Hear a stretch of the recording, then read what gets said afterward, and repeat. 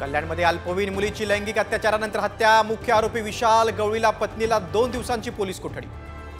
आरोपीला फाशी देण्याची कल्याणकरांची मागणी। लाडक्या बहिणींच्या 1,500 साठी सरकारला महाराष्ट्र दारुडा करायचा आहे, संजय राऊतांचा महायुती सरकारवर हल्लाबोल।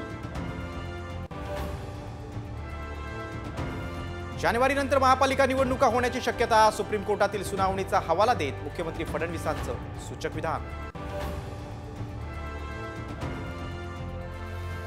4 दिवस 16 जिल्ह्यांमध्ये अवकाळी पावसाची शक्यता, पुण्यासह मध्य महाराष्ट्र, मराठवाडा, विदर्भात पावसाचा इशारा।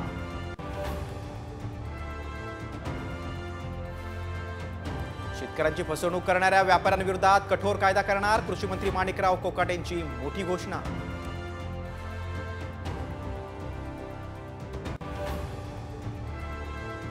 राज्यातील प्रत्येक मंदिरात आठवड्यात 1 दिवस सामूहिक आरती करण्याचा ठराव, शिर्डीतील राज्यस्तरीय मंदिर न्यास परिषदेमध्ये निर्णय।